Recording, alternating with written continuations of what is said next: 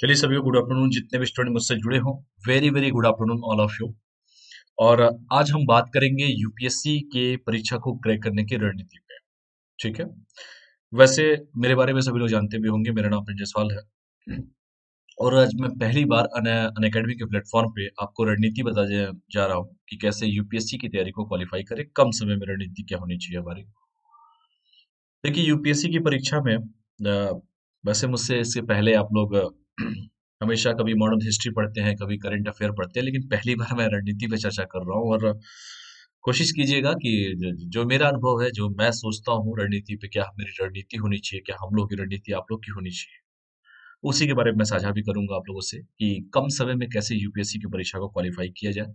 UPSC तो एक खैर संस्था है। यूपीएससी मतलब सिविल सर्विस एग्जामिनेशन। जैसे 21 का है या 22 का हो या 23 का हो, या कोई भी परीक्षा को करने का क्या तरीका होता है, इस सब मुद्दों पे हम लोग बात करेंगे। ठीक है। परीक्षा में क्या हम लोग के लिए इम्पोर्टेंट है, क्या पढ़ना क्या नहीं पढ़ना चाहिए, क्या एक स्टूडेंट के लिए क्या दिनचर्या उसकी होनी चाहिए, किन चीजों से उसे दूर रहना चाहिए, इन सारे मुद्दों पे मैं बात करूंगा। और एक स्टूडेंट बन के ही आज बात किया जाए तो अच्छा लगेगा। ठीक है। वरना टीचर बन के तो रोज मैं पढ़ा ही रहा हूँ, मॉडर्न हिस्ट्री पढ़ा रहा हूँ आप लोग को करंट अफेयर रोज इसी टाइम पढ़ाता हूँ, तो हर मुद्दों पे बात होगी। लेकिन आज चलिए पहले अनअकैडमी के बारे में बात कर लेते हैं, फिर धीरे धीरे हम रणनीति पे बात करेंगे। तो कई सारे मुद्दों पे बात होगी कि यूपीएससी की प्रीलिम्स में क्या हमको करना चाहिए, हमको मेंस में क्या हमको फोकस करना चाहिए, हमें इंटरव्यू में क्या फोकस करना चाहिए। तो सारे मुद्दों पे हम बात करेंगे, लेकिन धीरे धीरे स्टेप बाय स्टेप बात करेंगे। तो सबसे पहले हम बात करते हैं अनअकैडमी के बारे में, फिर हम बातें करेंगे सारे मुद्दों पे, प्रीलिम्स मेंस इंटरव्यू सब मुद्दों पे बात होगी, वैकल्पिक विषय पे भी बात होगी। तो हर मुद्दों पे बात होगी। पहले ही बात करते हैं अनअकैडमी के बारे में। Latest crack UPSC CSC Hindi channel है, यूट्यूब का चैनल है, अनअकैडमी का ही चैनल है, यूट्यूब का चैनल है। और इस चैनल पे सभी का स्वागत है। वेरी वेरी गुड आफ्टरनून सभी को, ऑल ऑफ यू। टाइम हो गया, सभी लोग आ जाइए। क्रैक यूपीएससी सीएससी हिंदी भी 10 टॉप एजुकेटर है, क्वालिटी कंटेंट है, ग्रेट लर्निंग एक्सपीरियंस आपको मिलेगा, सब कुछ यहाँ पे मिलेगा। और इस चैनल का नाम है latest crack UPSC CSC Hindi channel है यूट्यूब का। और इस चैनल पे सभी का स्वागत है। ठीक है। और भी देखिए कुछ डिफरेंट टाइप का आज दिखाई दे रहा होगा आपको पीपीटी। डेली लाइव क्लास मिलेगा। लाइव क्लास का मतलब क्या होता है, सीधा प्रसारण, two way communication. Structure courses होंगे, जो कोर्स होंगे आपके स्ट्रक्चर फॉर्म में होंगे, मतलब प्रॉपर तरीके से क्लास मिलेगा। लाइव टेस्ट एंड क्विज मिलेगा और अनलिमिटेड एक्सेस मिलेगा। ठीक है। अनलिमिटेड एक्सेस का सबसे बड़ा बेनिफिट ये होता है कि अगर लाइव क्लास नहीं भी कर पाते हैं किसी कारणवश, तो वो जो लाइव क्लास होता है आपके मोबाइल में स्टोर हो जाता है, और आप कभी भी चाहे उसको अनलिमिटेड एक्सेस के साथ देख सकते हैं, सुन सकते हैं, समझ सकते हैं। तो ये सबसे अच्छी बात है अनलिमिटेड एक्सेस का। ये सर्विसेज ऑफलाइन में कहाँ मिलता था आप लोगों को। ऑफलाइन क्लास में ये होता था कि एक बार क्लास गए, क्लास गलती से क्लास अटेंड नहीं कर पाए, तो वो क्लास दोबारा तो कर नहीं पाते थे, या तो वेट कीजिए दूसरे बैच का। लेकिन यहाँ पे तो है अनलिमिटेड एक्सेस है, कि अगर आप किसी भी एजुकेटर, आपको तो सबसे अच्छी बात है कि आप एजुकेटर पसंद करने का सबसे बड़ा ऑप्शन है, कि आप किसी भी एजुकेटर से पढ़ सकते हैं। ऐसा नहीं है कि जो टीचर नहीं आपको समझ में आ रहे हैं तो उनको बदलने का कोई ऑप्शन आपके पास ऑफलाइन में नहीं होता था, वो मैनेजमेंट के पास होता था। लेकिन इसमें तो टीचर भी चूज करने का ऑप्शन सभी को है, और अनलिमिटेड एक्सेस है। फी भी आपका सबसे कम है। कहाँ पर ऑफलाइन में 3 लाख 4 लाख फ्री था, कहाँ पे इसका वन बाई फिफ्थ भी करो तो वो भी कम होगा आपका। तो इतने इंडिया के किसी भी कोने में आप बैठे हुए हो, तो घर बैठ के इंडिया की किसी भी कोने में बैठे हो, किसी भी सुदूर क्षेत्र में बैठे हो, आप घर बैठ के तैयारी कर सकते हैं, कहीं जाने की जरूरत नहीं है महानगर में। वैसे भी कोरोना महामारी चल रही है, तो अनलिमिटेड एक्सेस मिलेगा आपको। और भी देखिए अनअकैडमी का ऐप है, जिसे गूगल के प्ले स्टोर से या एप्पल के प्ले स्टोर से डाउनलोड कर सकते हैं। तो ये भी ध्यान से आप लोग देख लीजिएगा, जो लोग डाउनलोड ना किए हो वो डाउनलोड कर ले। ये मेरे बारे में है, मेरे बारे में तो सभी लोग जानते भी हैं। बीटेक कंप्यूटर साइंस से किया है, 5 ईयर का टीचिंग एक्सपीरियंस है मेरा। ऑप्शनल सब्जेक्ट मेरा हिस्ट्री है, मैं आप लोग को हिस्ट्री, पॉलिटी और करेंट अफेयर पढ़ा रहा हूँ। और आज जैसे मैंने कहा कि अनअकैडमी के ऐप पर दिन में अब 12 बजे से 12 बजे अनअकैडमी के ऐप पर ही, अनअकैडमी के ऐप पर चल रहा है, मॉडर्न हिस्ट्री का क्लास चल रहा है आपका। और 3 बजे जो आपका चलेगा वो तो यूट्यूब पे चल रहा है, लेकिन आज 3 बजे मैं ले रहा हूँ क्लास आपका रणनीति पे। ठीक है। और ये टेलीग्राम का लिंक है, टेलीग्राम के लिंक से जुड़ जाइए। अनअकैडमी प्रजासर के नाम से टेलीग्राम का लिंक है, और जो भी इंफॉर्मेशन देना होता है मैं इसी पे इंफॉर्मेशन दे भी देता हूँ। ठीक है। और भी देखिए आगे, इंडिया के जितने भी टॉप 100 एजुकेटर हैं यूपीएससी सीएससी के फील्ड के, वो सारे एजुकेटर आपको यहीं पे मिल जाएंगे। आप किसी भी एजुकेटर से क्लास ले सकते हैं। और सब्सक्रिप्शन के बारे में देख लीजिए, जैसे पॉलिटी कोऑर्डिनेशन आईआर का सब्सक्रिप्शन है, ज्योग्राफी का है, साइंस एंड टेक्नोलॉजी का है, एनसीईआरटी की समरी का है, हिस्ट्री के सब्सक्रिप्शन है, ऑप्शनल कोर्स के सब्सक्रिप्शन है, एनवायरमेंट एंड इकोलॉजी है, art and culture, current affair, Indian economy, practice strategy, answer writing courses, किसी भी कोर्स में सब्सक्रिप्शन ले सकते हैं आप। ठीक है। तो ये आपके ऊपर डिपेंड करता है। और भी कुछ डिजिटल दिखाई दे रहा हो आप लोगों को अलग कुछ। 1 महीने का सब्सक्रिप्शन है, 3 महीने का, 6 महीने का, 12 महीने का, 24 महीने का और 36 महीने का। और चलिए रणनीति पे यहाँ पे थोड़ा सा कुछ बात कर दूं। देखो बेटा, यूपीएससी की सीएस जो है, यूपीएससी सीएससी है, सिविल सर्विस एग्जामिनेशन में जीएस का बहुत बड़ा रोल है, पहली बात। और ये जीएस के सब्सक्रिप्शन के बारे में मैं बता रहा हूँ।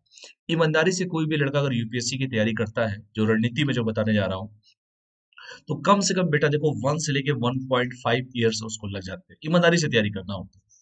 बाकी मैं कुछ नहीं बोलूंगा, बाकी आप लोग समझदार हैं, आप लोग का अपना व्यू है, मेरा जो बताने का तरीका है वो अलग व्यू है। लेकिन मैंने जो अपने अनुभव से सीखा है कि कम से कम बेटा 1 से लेकर 1.5 साल तक ईमानदारी से आपको तैयारी करना पड़ेगा। क्योंकि यूपीएससी का एक अलग सिलेबस है यार, उसका एक फिक्स सिलेबस है, किस सिलेबस को आपको पढ़ना है, वो सारे सिलेबस पे मैं बात करूंगा। यूपीएससी ने सीधा सीधा बोल दिया है कि हमको कुछ नहीं चाहिए, हमको सिंपल ग्रेजुएशन बच्चा चाहिए, हमको बाकी कुछ चाहिए ही नहीं यार, उसको इंजीनियरिंग कॉलेज का लड़का नहीं चाहिए, मेडिकल से लड़का नहीं।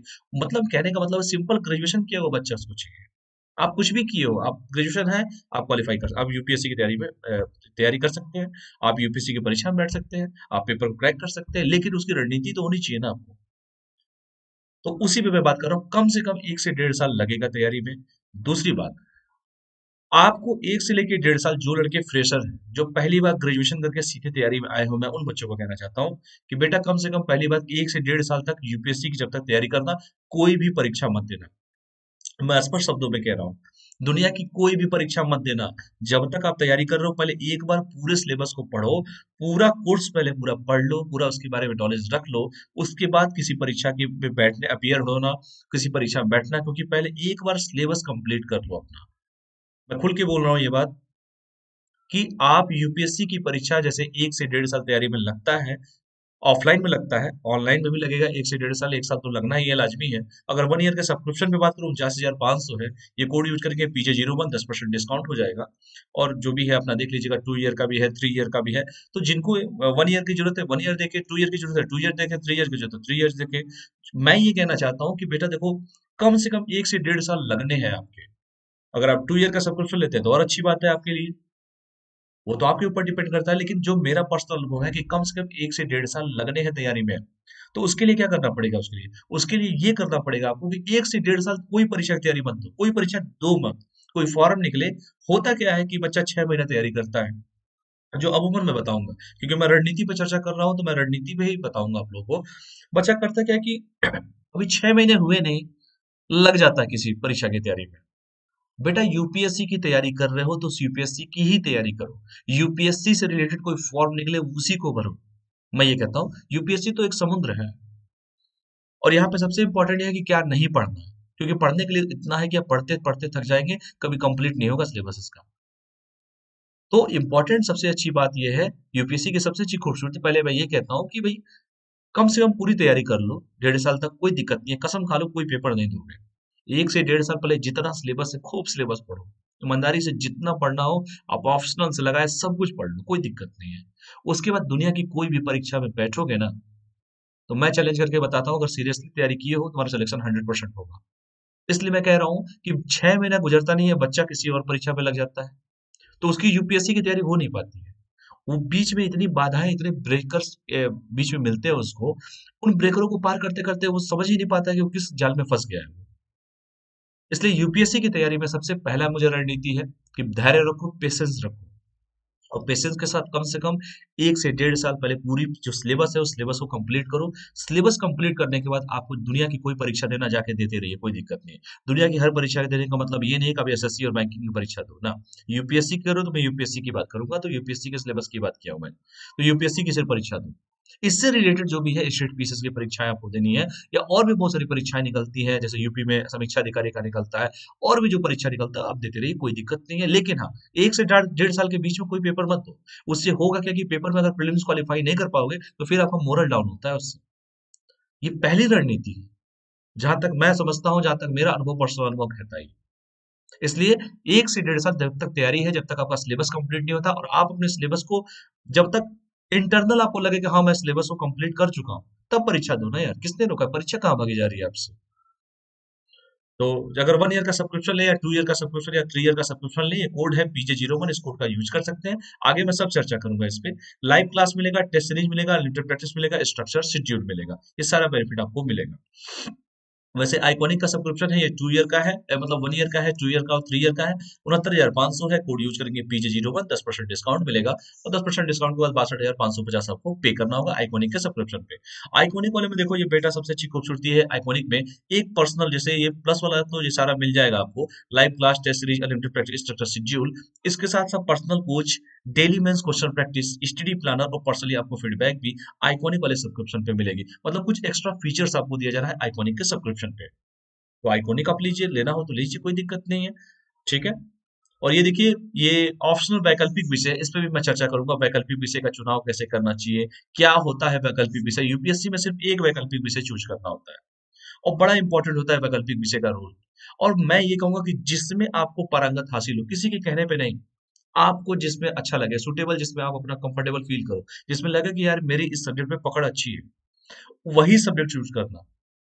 कोई कहे हिस्ट्री अच्छा है, कोई कहे ज्योग्राफी अच्छा है, सब तो अच्छा ही है। लेना तो आपको है ना, पेपर तो आपको देना है ना। मैं हिस्ट्री ऑप्शनल का टीचर हूँ तो क्या मैं कहूँ हिस्ट्री अच्छा है? मैं तो कहूंगा हिस्ट्री अच्छा है। लेकिन ये आपको डिपेंड करता है कि बेटा आप क्या लेना चाहते हैं। इसलिए वैकल्पिक विषयों का चुनाव बहुत इंपॉर्टेंट हो जाता है।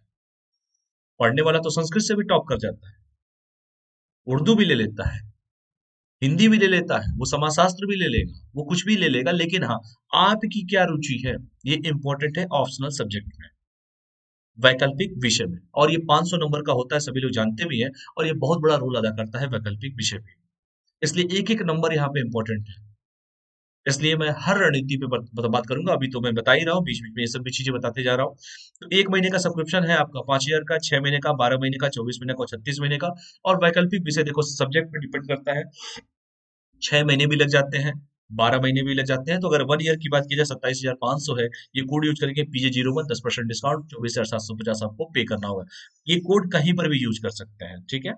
और भी देखिए बहुत सारे बैचेज आ चुके हैं, 21 के, 22 के और 23 के। वही रणनीति की मैं बात कर रहा था कि क्या रणनीति हमारी होनी चाहिए, चाहे 21 का परीक्षा हो, चाहे 22 की परीक्षा हो, चाहे 23 की परीक्षा हो। तो देखिए 21 वाली परीक्षा के लिए आपको पता है ना, 11 जून को डेट आ गया है, समय कम बचा है ना।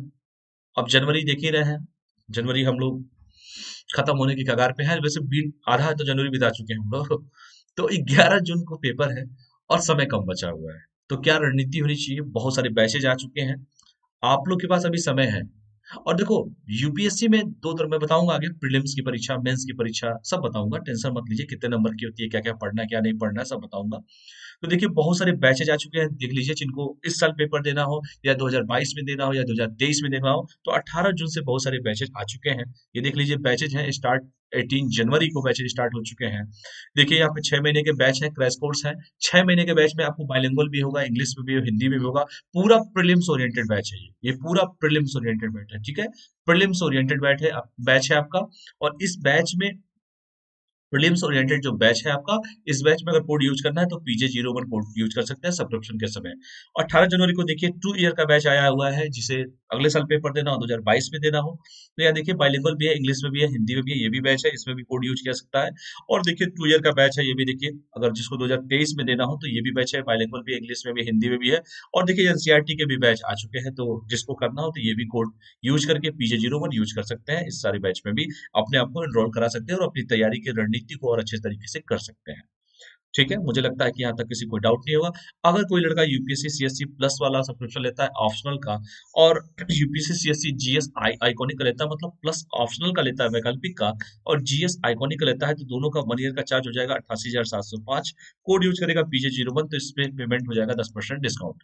अगर दोनों ही प्लस लेता है, मतलब जीएस भी प्लस वाला और ऑप्शनल भी प्लस वाला, तो उसका 1 ईयर का चार्ज हो जाएगा 70,103। कोड यूज कर लेगा PJ01, 10% को डिस्काउंट हो जाएगा। तो इसको ध्यान दीजिएगा आप लोग। ठीक है। अब मैं रणनीति पे बात करूंगा तो, और देखिए आइकॉनिक का प्राइस अब बढ़ने वाला है 25 जनवरी से, बहुत इंपॉर्टेंट डे है 25 जनवरी, तो ध्यान देखिएगा, आइकॉनिक का प्राइस आपका बढ़ने वाला है, जिसको चाहिए वो अपना सब्सक्रिप्शन ले। तो सबसे पहला टॉपिक आज हम बात करेंगे, यूपीएससी की तैयारी कैसे करें, how to prepare UPSC examination, how to prepare UPSC. UPSC की तैयारी कैसे करें, यूपीएससी मतलब सिविल सर्विसेज एग्जाम की तैयारी कैसे करें, हम इस पे बात करेंगे। हम इसके एक एक पॉइंट पे बात करेंगे। तो चलिए हमारे साथ बने रहिएगा। और हम बात करते हैं सबसे पहले यूपीएससी की तैयारी, how to prepare UPSC. Exam pattern क्या है, सिलेबस क्या है, क्या पढ़े क्या ना पढ़े, क्या हमारी रणनीति होनी चाहिए। क्योंकि देखो किसी भी काम करने के लिए सबसे पहले होती है रणनीति की जरूरत। कि आपकी रणनीति क्या है उस परीक्षा को पास करने का। देखो यूपीएससी का एक सिंपल सा एक बात है कि सिलेबस एक फिक्स सिलेबस होता है। प्रारंभिक परीक्षा होती है, देखिए सभी लोग जानते भी हैं। मुख्य परीक्षा होता है और साक्षात्कार मतलब इंटरव्यू होता है। 3 चरणों से गुजरना पड़ता है, सभी लोग जानते भी हैं। प्रिलिमिनरी एग्जामिनेशन होता है, मेंस एग्जामिनेशन है और इंटरव्यू होता है। और उसी के बिहाफ पे आपका कट ऑफ बनता है, आपका रिजल्ट आता है, जितना लोग का जितनी सीटें होंगी उतना रिजल्ट आएगा। तो इस साल का जो पेपर है 11 जून को होने वाला है। तो देखो सबसे पहले, देखो मैं सारा बता भी दिया यहाँ पे। टोटल जो खेल है आपका 2025 अंक का होता है। ठीक है, 2025 नंबर का खेल होता है आपका। और मैं इसमें अब चलो ये बताने जा रहा हूँ कि प्रारंभिक परीक्षा, मुख्य परीक्षा और इंटरव्यू तीनों का दे दिया मैंने। देखो प्रारंभिक परीक्षा में 2 पेपर होते हैं। एक जीएस फर्स्ट कहते हैं, जिसे जीएस की परीक्षा कहते हैं। ठीक है, तो प्रारंभिक परीक्षा फर्स्ट पेपर जो होता है समान अंक का होता है, 200 अंक का पेपर होता है। और सेकंड पेपर होता है सीसेट का पेपर जिसे कहते हैं, जिसे सिविल सर्विसेज एप्टीट्यूड टेस्ट कहते हैं। ये भी 200 अंक का होता है। लेकिन आपकी प्रारंभिक परीक्षा में सिर्फ और सिर्फ जीएस के प्रथम प्रश्न पत्र, प्रारंभिक परीक्षा की बात कर रहा हूं मैं, पहले चरण का पहला प्रथम जो प्रश्न पत्र 200 अंक का होता है, जो जीएस का होता है, जो एक क्वेश्चन 2 नंबर के आते हैं, 100 क्वेश्चन पूछे जाते हैं इसमें, 100 क्वेश्चन होते हैं, 200 नंबर के होते हैं। तो सिर्फ और सिर्फ इसी का नंबर आपका जुड़ता है, जीएस का। आई रिपीट माई वर्ड, कि सिर्फ आपका जीएस मतलब प्रथम प्रश्न पत्र जिसे कहते हैं, समान अध्ययन का पहला प्रश्न पत्र, प्रारंभिक परीक्षा का सिर्फ उसी का नंबर जुड़ता है। और बाकी दूसरा जो पेपर होता है वो भी 200 नंबर का जरूर होता है, लेकिन उस 200 नंबर में 33% नंबर क्वालिफाई करना होता है। यानी कि 1/3 करेंगे तो 66 आ जाएगा। यानी कि 66 अंक लेके आने होते हैं, 66 67, मतलब भरसक प्रयास कीजिएगा कि कम से कम आपके 35% के आसपास आप क्वेश्चन अटेम्प्ट करके आए। मतलब क्वालिफाई करने के लिए 33% चाहिए। तो 200 का 33% करेंगे तो 66 होगा। होगा कि नहीं होगा? तो कम से कम 70 नंबर तक लेके आइए, आप लोग एकदम सेफ रहेंगे। आपका सिर्फ और सिर्फ नंबर जुड़ेगा जीएस के प्रथम प्रश्न पत्र का। और जीएस के प्रथम प्रश्न पत्र का जो नंबर जुड़ेगा उसमें सिंपल एकदम एकदम उसमें लिखा हुआ है कि आपको क्या क्या पढ़ना है, क्या कितने क्वेश्चंस होंगे बता दीजिए। 100 क्वेश्चंस होंगे, उसमें 2 नंबर के क्वेश्चन होंगे, नेगेटिव मार्किंग भी होगा। तो धीरे धीरे चीजों को पढ़ना है। मुख्य परीक्षा की अगर हम बात करें तो मुख्य परीक्षा में तो सिर्फ इस प्रीलिम्स के नंबर पहली बात तो जुड़ते नहीं है। ये सिर्फ परीक्षा क्वालिफाई करने का पेपर होता है, मतलब परीक्षा को पास करना होता है। क्वालिफाई इसमें करना है, सीसेट में क्वालिफाई करना है, 33% मार्क्स लाने हैं। लेकिन प्रारंभिक परीक्षा का चरण का प्रारंभिक चरण का जो नंबर होता है वो नहीं जुड़ता है आपके मेंस में। आपको इस परीक्षा को सिर्फ उत्तीर्ण करना होता है, ताकि मेंस में अपीयर, मान लीजिए 55 क्वेश्चन का मान लीजिए कट ऑफ चला गया, 55 क्वेश्चन जिनके हैं, यानी कि 110 नंबर जिनके आ रहे हैं, वो प्रारंभिक परीक्षा पास करेंगे। तो जिनके 110 नंबर होंगे या 55 क्वेश्चन होंगे वो क्वालिफाई कर लेंगे, बशर्ते सीसेट क्वालिफाई होना चाहिए। तो जीएस में अगर जिसके 110 से ऊपर होंगे वो क्वालिफाई होंगे। मेंस में बात देखिए, मेंस का पेपर होता है 1750 नंबर का, और ये लिखना होता है इसमें। इसमें आपको फॉर्मेट जो मिलेगा, यूपीएससी का कॉपी मिलेगा, जितना शब्द दिया रहेगा उतने शब्दों में लिखना होता है। इसमें देखिए समान अध्ययन के 4 प्रश्न पत्र होते हैं, जिसमें paper first, paper second, paper third, paper fourth, और चारों पेपर 250-250 नंबर के होते हैं। यानी कि टोटल आपका हो जाएगा 1000 नंबर। ये प्लस एस्से लिखना होता है, जिसे निबंध कहते हैं, बिना बंधन का जिसे कहते हैं, 250 नंबर का एस्से हो जाता है। यानी कि टोटल हो गया 1250 नंबर यहाँ पे। 250 250 250 250 250, टोटल 5, यानी कि 250 इंटू 5, मतलब 250 इंटू 5 कितना हो गया, 1250 नंबर। और प्लस वैकल्पिक विषय, जैसे हमने कहा कि वैकल्पिक विषय का चुनाव बड़ा इंपॉर्टेंट होता है, और ये होता है 500 नंबर का। तो इसमें 2 प्रश्न पत्र होते हैं, प्रश्न पत्र 1 और प्रश्न पत्र 2। ये भी 250 नंबर के, 250 नंबर के होते हैं, तो 500 ये हो गए। यानी कि 1250 और प्लस 500 जोड़ेंगे तो देखिए 1750 आपका टोटल आ गया। तो 1750 अंक के होते हैं। ठीक है। फिर एक और पेपर होता है, लैंग्वेज का पेपर होता है। लैंग्वेज मतलब भाषा का पेपर होता है। इसमें क्वालिफाइंग पेपर होता है। ये लैंग्वेज का पेपर कराया जाएगा, भाषा का पेपर। एक अंग्रेजी का होता है, जिसमें 25% लाना होता है, यानी कि 75 अंक लाना होता है, और 300 नंबर का ये पेपर होता है। और 300 का 75% मतलब 25% करेंगे, 1/4 करेंगे तो शायद 75 आ जाएगा। तो वही 75 अंक यहाँ पे लिखा भी गया है। I repeat my word, 300 number का अंग्रेजी का पेपर होगा, सिर्फ क्वालिफाई करना होता है, 25% लाना होता है। 25% का मतलब होता है 1/4, यानी कि 75 अंक लाना होता है। ठीक है, 75 मार्क्स लाने होते हैं। वही लिखा हुआ है यहाँ पे, क्वालिफाई करना है।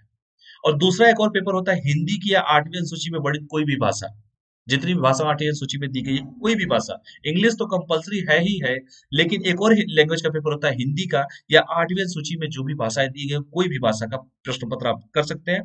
तो वो भी क्वालिफाई करना होता है, वो भी 25% लाना होता है, यानी कि 75 अंक लाना होता है, वो भी 300 अंक का होता है। लेकिन ये नंबर जुड़ते नहीं है, सिर्फ क्वालिफाई करने होते हैं आपको। आपके नंबर जुड़ेंगे, ये निबंध के जुड़ेंगे, जीएस के चारों प्रश्न पत्र के जुड़ेंगे, और आपके वैकल्पिक विषय के नंबर जुड़ेंगे, यानी कि मुख्य परीक्षा का ये स्तर होता है। तो 1750 आपका यहाँ पे हो गया। उसके बाद जब 1750 नंबर का जो मुख्य परीक्षा आप दे देते हैं, यानी कि एसए आप दे देते हैं, आप जीएस के पेपर दे देते हैं, आप वैकल्पिक विषय दे देते हैं, उसके बाद आपने हिंदी में या इंग्लिश तो कंपलसरी है ही, मतलब क्वालिफाई करना, और हिंदी भी क्वालिफाई करना, या संविधान की 8वीं सूची में वर्णित कोई भाषा क्वालिफाई करना है, 25% मार्क्स लाने होते हैं उसमें। उसके बाद कट ऑफ आपका डिसाइड होता है, फिर आप इंटरव्यू के लिए कॉल किए जाते हैं। तो इंटरव्यू साक्षात्कार जिसे कहते हैं, इंटरव्यू, और इंटरव्यू होता है 275 नंबर के, तब इंटरव्यू के लिए आप लोग जाते हैं।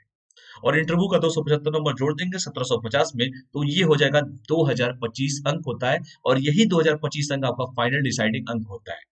ठीक है, 2025 अंक। तो जिनके नंबर हाईएस्ट रहेंगे वो फर्स्ट रैंक पाएंगे, और जितनी सीटें रहेंगी उसको फुलफिल किया जाएगा, और उसी सीटों के आधार पर रैंकों का डिस्ट्रीब्यूशन होता है, और जितने भी होते हैं लोग सिलेक्ट होते हैं। तो ये पूरी की पूरी जो रणनीति है, पूरे नंबर, मतलब प्रारंभिक परीक्षा, मुख्य परीक्षा, और आपका साक्षात्कार जिसे इंटरव्यू कहते हैं, इन तीनों का मैंने आपको बताया। प्रारंभिक परीक्षा जो होता है, दो पेपर होते हैं, मैं फिर से रिपीट कर देता हूँ। प्रारंभिक परीक्षा में दो पेपर होते हैं, एक फर्स्ट पेपर, एक second paper. First paper GS का पेपर होता है। ठीक है, तो जीएस के पेपर दो नंबर के एक क्वेश्चन आते हैं, 100 क्वेश्चन आते हैं, 2 नंबर के, 200 नंबर के क्वेश्चन होते हैं, माइनस मार्किंग भी होता है। और सेकंड पेपर जो होता है वो भी 200 क्वेश्चन, 200 नंबर के होते हैं। इसमें सिर्फ सेकंड पेपर में 33% नंबर लाना होता है, क्वालिफाई करना होता है, जिसे सीसेट के पेपर के नाम से आप लोग जानते हैं, सिविल सर्विसेज एप्टीट्यूड टेस्ट कहते हैं जिसे। उसमें रीजनिंग के भी क्वेश्चन होते हैं, उसमें मैथ के भी क्वेश्चन होते हैं, उसमें जनरल इंटेलिजेंस के भी क्वेश्चन होते हैं, और भी बहुत सारे क्वेश्चन उसमें पूछे जाते हैं। इंटरपर्सनल स्किल के भी क्वेश्चन पूछे जाते हैं, हिंदी के भी जो आ जाते हैं अनसीन पैसेज आते हैं, इंग्लिश के भी अनसीन पैसेज आते हैं। ये सारे क्वेश्चन आपसे इसमें पूछे जाते हैं। बाकी जीएस के first paper, second paper, third paper, fourth paper, ये चार जो पेपर है, लेकिन सारे सब्जेक्ट को ये कवर कर लेते हैं। और निबंध है 250 नंबर का। आपका वैकल्पिक विषय मैंने बताया कि दो पेपर होते हैं, 500 नंबर के होते हैं। जे paper first, paper second, 250 number के दो पेपर होते हैं। और लैंग्वेज का पेपर होता है, जिसमें इंग्लिश कंपलसरी होता है, लैंग्वेज उसको भी क्वालिफाई करना होता है। 300 नंबर का होता है, 25% लाना होता है, 75 अंक लाना होता है क्वालिफाई करने के लिए। और हिंदी का पेपर, या संविधान के जो 8वीं अनुसूची में वर्णित कोई भी भाषा में, जो भी भाषाएं हैं, कोई भी भाषा आप ले सकते हैं, 25% लाना होता है, वो भी क्वालिफाई करना होता है। 300 नंबर का होता है, 25 करेंगे तो 75 अंक से ऊपर लाने होंगे, तब आप क्वालिफाई होंगे। अगर इन दोनों में क्वालिफाई नहीं भी होते हैं, सपोज करिए कि इसमें इसमें आप फेल हो जाएंगे, यानी कि लैंग्वेज वाले में फेल हो जाएंगे, तो आपका कॉपी फिर आगे नहीं बढ़ेगा, क्वालिफाई करना है। अगर मान लीजिए सीसेट में ही गड़बड़ा गया कोई, तो आपका कॉपी चेक होगा ही नहीं पहले। इसको क्वालिफाई करना है किसी भी तरीके से, आप डिसक्वालीफाई नहीं है जब तक सीसेट आप क्वालिफाई नहीं करेंगे, तो ये भी ध्यान देना पड़ेगा। इसलिए मेहनत जीएस में भी करिए और सीसेट में भी करिए। और खास करके वो बच्चे जिनका मैथ में, रीजनिंग में पकड़ कमजोर है, वो सीसेट में भी कोशिश करें अच्छा करने का, क्योंकि यहाँ पे क्लॉज है, 33% लाना है आपको। यहाँ पे भी है, इंग्लिश में 75%, 25% लाने, 75 अंक लाने हैं। या हिंदी या 8वीं अनुसूची में वर्णित कोई भाषा में क्वालिफाई करना है, तो 75 नंबर लाने हैं, उससे अधिक लाने हैं आपको, ये कोशिश करना पड़ेगा आपको। और साक्षात्कार बता दिया, इंटरव्यू 275 नंबर का, 2025 का पूरा खेल है, और यही पूरी रणनीति है, और हम इस पे आगे बात करेंगे। मुझे नहीं लगता कि इसके आगे कोई किसी को दिक्कत होगी। किसी को कोई डाउट है? नहीं होगा, मुझे पता है। तो देखो, सामान्य प्रारंभिक परीक्षा पे अब हम बात करते हैं। तो ये पता चल गया ना कि पूरी जो लड़ाई है, कितने नंबर का बताया मैंने, पूरी जो लड़ाई है 2025 नंबर का बताया। तो पूरी जो लड़ाई है 2000, कहाँ गया भाई, एक मिनट रुको। पूरी जो लड़ाई है 2025 नंबर की है, यही बताया मैंने। इसी पे सब आपका डिसाइड हो भी जाएगा 2025 पे। प्रारंभिक परीक्षा, जो प्री एग्जामिनेशन होता है, जो इस साल 2021 वाला जो प्री एग्जामिनेशन है, आपका शायद 11 जून को है। तो 11 जून को है, तो फिर क्या होगा, प्रारंभिक परीक्षा होगा, और क्या होगा। तो 11 जून को पेपर देना होगा। तो देखो, दो पेपर होते हैं, एक पेपर सामान्य अध्ययन फर्स्ट पेपर होता है, एक सेकंड पेपर होता है, सीसेट करते हैं, जिसे सिविल सर्विसेज एप्टीट्यूड टेस्ट करते हैं। पहले ये नंबर जुड़ते हुए थे, अब तो क्वालिफाई कर दिया गया है। तो वही मैं जो आपको बताया था। इसमें देखिए सिलेबस क्या क्या है, सिंपल सा समझ लीजिए। इसमें है कि राष्ट्रीय व अंतर्राष्ट्रीय महत्व की समसामयिक घटनाक्रम, जो मैं पढ़ाता ही हूँ आपको, नेशनल और इंटरनेशनल रिलेशनशिप, जो जितने भी करंट अफेयर्स होते हैं वो सारे क्वेश्चन इसमें से पूछे जाते हैं। फिर है आपका भारत का इतिहास एवं भारतीय राष्ट्रीय आंदोलन, जिसे मैं हम लोग कहते हैं कि आपको मॉडर्न हिस्ट्री का जो क्लास में करता लेता हूँ, वो उससे क्वेश्चन आपके पूछे जाते हैं। अगला है जो टॉपिक आपका भारत एवं विश्व का भूगोल, जिसमें भौतिक, सामाजिक, आर्थिक सारा आप इसका भूगोल आपका आता है, वर्ल्ड का भी और इंडिया का दोनों ज्योग्राफी आपसे पूछा जाता है। अगला है इंडिया पॉलिटी, माने भारतीय राज्य व्यवस्था एवं शासन व्यवस्था एवं संविधान, राजनीतिक प्रणाली, पंचायती राज व्यवस्था, सार्वजनिक लोक नीति, अधिकार संबंधी मुद्दे आदि, ये सब भी आपसे पूछे जाते हैं प्रारंभिक परीक्षा में। इकोनॉमिक्स का भी पेपर पूछा जाता है, जिसमें आर्थिक और सामाजिक विकास, सतत विकास, गरीबी है, समावेशन है, जननांकी है, सामाजिक क्षेत्र कार्यक्रम इत्यादि भी आपसे क्वेश्चन पूछे जाते हैं प्रारंभिक परीक्षा में। और भी देखिए एनवायरमेंट एंड इकोलॉजी जिसे कहते हैं, पर्यावरण और पारिस्थितिकी कहते हैं, उससे भी देखिए क्वेश्चन पूछते हैं, जैव विविधता, जलवायु परिवर्तन से संबंधित सामान्य मुद्दे इत्यादि पूछे जाते हैं। और इस समय तो बहुत ज्यादा क्वेश्चन एनवायरमेंट एंड इकोलॉजी से पूछे जा रहे हैं। और सामान्य विज्ञान मतलब साइंस टेक जिसे कहते हैं, उससे भी क्वेश्चन आपके पूछे जाते हैं। सामान्य विज्ञान का मतलब यहाँ पे विज्ञान से रिलेटेड तो है ही, जैसे फिजिक्स, केमिस्ट्री, मैथ से, लेकिन साइंस टेक के भी क्वेश्चन इसमें पूछे जाते हैं, विज्ञान और प्रौद्योगिकी के। ठीक है, तो ये भी ध्यान दीजिएगा। तो बेटा आपका देखिए होता क्या है कि मान लीजिए मैं कह रहा हूँ कि 55 क्वेश्चन मान लीजिए कट ऑफ गया, 55 यहाँ पे मान लीजिए कट ऑफ गया, 55 क्वेश्चन की मैं बात कर रहा हूँ, टोटल आउट ऑफ 100 क्वेश्चन में। ठीक है। और सेकंड पेपर में जैसे मैंने कहा कि ये भी 200 नंबर के होते हैं, 200 मार्क्स के होते हैं, बट 200 मार्क्स का हम ओनली 33% लाना होता है, यानी कि 200 मार्क्स का 33 बाई 100 कर देंगे तो यहाँ पे 66 मार्क्स लाने होते हैं। यही होता है ना। तो बेटा एक चीज ध्यान दो, मैं ये कह रहा हूं कि जिन बच्चों का सीसेट कमजोर है, जो बच्चे मैथ कमजोर है, रीजनिंग कमजोर है, कोई दिक्कत नहीं है बेटा, जीएस पे तो फोकस करते ही हो आप लोग, पढ़ते ही हो आप लोग, लेकिन अपने सीसेट पे भी ध्यान दो। बिना सीसेट को क्वालिफाई किए आपका जीएस में 70 नहीं 80 क्वेश्चन, 90 क्वेश्चन मिला के कर दोगे, कोई फायदा नहीं है उससे। क्योंकि ये परीक्षा सिर्फ क्वालिफाई, ये परीक्षा सिर्फ पास करने का परीक्षा है बेटा, इसका नंबर नहीं जुड़ता है। मैं बार बार कहता हूँ कि सिर्फ प्रीलिम्स की परीक्षा क्वालिफाई करने की परीक्षा होती है, सिर्फ ये छटनी का परीक्षा होता है कि जो अच्छे क्रीम बच्चे होते हैं वो मेंस के लिए अपीयर्ड होते हैं मेन। तो मैंने ये कहा कि जो लड़कों का मैथ और रीजनिंग गड़बड़ है, वो लड़के अधिक से अधिक स्टूडेंट जो है, यहाँ लड़कों से मतलब स्टूडेंट से मतलब हो, चाहे वो गर्ल्स हो चाहे वो बॉयज हो, जो तैयारी कर रहे हैं, जो एस्पिरेंट्स मैं उनकी बात कर रहा हूँ, 66 मार्क्स लाने हैं किसी भी तरीके से। ये आपके ऊपर डिपेंड करता है कि आप कैसे इस क्वेश्चन को सॉल्व करते हैं। इसमें देखिए हिंदी के कॉम्प्रिहेंशन होंगे, मतलब हिंदी का पैसेज दे देगा, उसमें से क्वेश्चंस पूछेंगे और उसी में से क्वेश्चन आपको छाट के आंसर देने होते हैं। इंटरपर्सनल स्किल पूछा जाएगा, इंक्लूडिंग कम्युनिकेशन स्किल, अंतर व्यक्तित्व क्षमता जिसे कहते हैं, या कम्युनिकेशन स्किल आपकी कैसी है, उस टाइप का क्वेश्चन पूछा जाएगा। Logical reasoning and analytical ability पूछा जाएगा, जिसे रीजनिंग कहते हैं वो भी लॉजिकल और एनालिटिकल एबिलिटी पूछा जाएगा। Decision making and problem solving कहते हैं, जो डिसीजन मेकिंग के क्वेश्चन पूछे जाएंगे कि कैसे आप कौन सा डिसीजन किस तरीके से किस मोड में आप लेते हैं, इससे भी क्वेश्चन आएंगे। और जनरल मेंटल एबिलिटी क्वेश्चन भी पूछे जाएंगे आपसे। बेसिक न्यूमरेसी पूछा जाएगा, जो मैथ का क्वेश्चन होगा क्लास 10th लेवल तक का पूछा जाएगा आपसे। और डाटा इंटरप्रिटेशन जिसमें चार्ट टाइप के भी क्वेश्चन आएंगे, ग्राफ से भी आ सकते हैं, टेबल से भी आते हैं, डाटा सफिशियंसी से भी आ सकते हैं, क्लास 10th लेवल का पूछा जाएगा। यानी कि टोटल देखिए आपको हिंदी कॉम्प्रिहेंशन का भी मिलेगा, आपको इंटरपर्सनल स्किल जिसे मैंने कहा अंतर व्यक्तित्व क्षमता जिसे कहते हैं, और उससे भी क्वेश्चन होंगे, लॉजिकल रीजनिंग के भी क्वेश्चन होंगे, मैथ के भी क्वेश्चन होंगे, और आपसे जैसे मैंने कहा कि डेटा इंटरप्रिटेशन से भी क्वेश्चन होंगे, बेसिक न्यूमरेसी से भी क्वेश्चन होंगे। इन टोटल 100 क्वेश्चन ये भी रहेंगे। और आपको बेटा टोटल 80 क्वेश्चन रहते हैं, सॉरी। तो आपको सिर्फ क्वालिफाई करना होता है, परीक्षा को क्वालिफाई करना होता है। आप अपने हिसाब से देख लीजिएगा कि कैसे आपको परीक्षा क्वालिफाई करना होता है। ये भी 200 मार्क्स के होते हैं, लेकिन इसमें जो है मैंने कहा कि 33% मार्क्स लेके आने होते हैं, तो इसको ध्यान से आप लोग देख लीजिएगा। ठीक है, बिना सीसेट के क्वालिफाई किए बेटा आपका जीएस में 70 नहीं 80 क्वेश्चन कर देंगे, कोई फर्क नहीं पड़ने वाला, क्योंकि सीसेट क्वालिफाई करना कंपलसरी है। तो ये रहा टोटल आपका। मान लीजिए मैंने 55 का एग्जांपल दिया इसलिए कि 55 60 यही कट ऑफ भी जाता है हर साल, पेपर का जो रिकॉर्ड रहा है वही मैं बता भी रहा हूँ कि 60 100 क्वेश्चन में से यही जाता भी है। और सीसेट हो चुकी क्वालिफाई है, तो मैंने कहा कि सिर्फ क्वालिफाई करना है उसको, और उसको हल्के में मत लीजिएगा। मैं बहुत सारे ऐसे स्टूडेंट को जानता हूँ जो सीसेट की परीक्षा क्वालिफाई नहीं कर पाते हैं, वो जीएस में 70 80 क्वेश्चन करके आते हैं लेकिन सीसेट नहीं कर पाते हैं वो। और देखो क्वेश्चंस का जो दायरा है बेटा, कभी अप होता है कभी डाउन होता है। मान लीजिए कभी नेशनल और इंटरनेशनल समसामयिकी से इतने ज्यादा क्वेश्चंस पूछ देंगे, और सारे क्वेश्चन चाहे पॉलिटी का भी पूछेगा तो करंट अपडेट पूछेगा, अगर मान लीजिए इकोनॉमिक्स से भी क्वेश्चन पूछेगा करंट अपडेट के साथ क्वेश्चन पूछेगा। तो आपको करना क्या है कि करंट अफेयर पे पकड़ बनानी है। और करंट अफेयर जैसे मैं पढ़ाता ही हूँ आप लोग करंट अफेयर, तो उसके साथ जैसे मैंने पॉलिटी कुछ भी पढ़ा, कुछ पॉलिटी का मान लीजिए सुप्रीम कोर्ट ने कुछ कह दिया, तो उससे उठा के क्वेश्चन सीधे पूछ देगा। तो यूपीएससी की सबसे अच्छी खासियत ये है। और क्वेश्चन का क्या दायरा कभी अप होता है कभी डाउन होता है। एक साल तो ऐसा हुआ कि योजना से सबसे ज्यादा क्वेश्चन पूछ दिया गया, जो भी भारत सरकार की योजनाएं थी, कम से कम 25 से 30 क्वेश्चन उसी साल पूछ दिया था। एक साल ऐसा हुआ पॉलिटी से सबसे ज्यादा 32 क्वेश्चन पॉलिटी का पूछा हुआ था। तो यूपीएससी में हमेशा अप डाउन होते रहते हैं। हिस्ट्री की मैं बात करूं तो हिस्ट्री में सबसे ज्यादा क्वेश्चन अगर मान लीजिए 15 से 20 क्वेश्चन हिस्ट्री के आते भी हैं, इस 15 से 20 क्वेश्चन में 50% क्वेश्चन आपके मॉडर्न हिस्ट्री से रहता है। और मॉडर्न हिस्ट्री से जो क्वेश्चंस रहते हैं, भारतीय राष्ट्रीय कांग्रेस से लगाए 1885 से लगाए 1947 के बीच का इर्द गिर्द का क्वेश्चन आपसे पूछे जाते हैं। ये जो अपने अनुभव से मैंने सीखा है वो बता रहा हूं आपको। तो ये है प्रारंभिक परीक्षा का प्रथम चरण। ठीक है, चलिए यहां तक तो कोई डाउट होगा नहीं किसी को, मुझे उम्मीद है।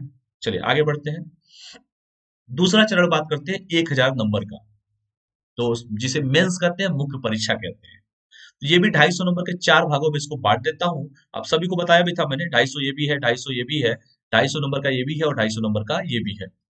तो पहला प्रश्न पत्र जो होता है मुख्य परीक्षा, जो लिखने वाला परीक्षा होता है, इसमें देखिए आधुनिक भारत का इतिहास से क्वेश्चन पूछे जाते हैं, जो लिखने वाला पेपर होता है। आर्ट एंड कल्चर जिसे कला और संस्कृति पूछते हैं, उससे भी क्वेश्चन पूछे जाते हैं। वर्ल्ड हिस्ट्री जिसे कहते हैं विश्व इतिहास, इससे भी क्वेश्चन पूछे जाते हैं। स्वतंत्रता के पश्चात भारत की स्थिति क्या है, मतलब आजादी के पहले भारत और आजादी के बाद भारत, ये भी आपके सिलेबस में है, लेकिन लोग पढ़ते नहीं है, कोई क्वेश्चंस बहुत कम आते हैं, लेकिन सिलेबस में है आपके जीएस के फर्स्ट पत्र में। मैं मेंस की बात कर रहा हूँ, मुख्य परीक्षा की बात कर रहा हूँ, प्रथम प्रश्न पत्र की बात कर रहा हूँ। विश्व के भौतिक भूगोल प्राकृतिक संसाधनों का वितरण कैसे है और महत्वपूर्ण भौगोलिक घटनाएं हैं, इससे भी क्वेश्चन आपसे पूछे जाते हैं प्रथम प्रश्न पत्र में। भारतीय समाज की विशेषताएं क्या है, इससे भी क्वेश्चन पूछे जाते हैं। और महिलाओं की भूमिका और महिला जितने भी संगठन है, इससे भी क्वेश्चन पूछे जाते हैं, वो जीएस के प्रथम प्रश्न पत्र में होता है, मेंस के। यहाँ तक कोई डाउट है किसी को? तो जीएस के प्रथम प्रश्न पत्र की मैं बात कर रहा हूँ। कोई डाउट है किसी को? कोई भी डाउट? डाउट हो तो बताइए, नहीं तो हम आगे बढ़े, थोड़ा जल ग्रहण कर लिया जाए, क्योंकि ये भी बहुत इंपॉर्टेंट चीजें हैं।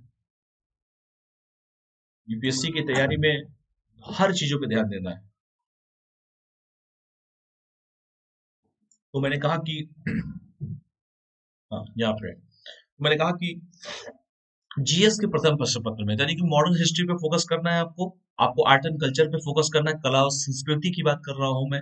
आपको वर्ल्ड हिस्ट्री पे फोकस करना है, आपको स्वतंत्रता के पश्चात भारत की क्या स्थिति थी, आजादी के बाद भारत की क्या स्थिति थी, या भूगोल की मैं बात करूं, ज्योग्राफी की बात करूं, उससे भी क्वेश्चन आएंगे।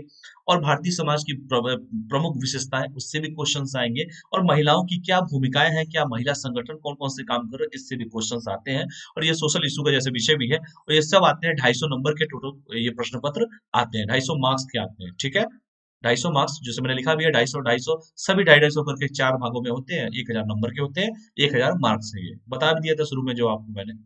फिर आते हैं हम सेकंड पेपर पे।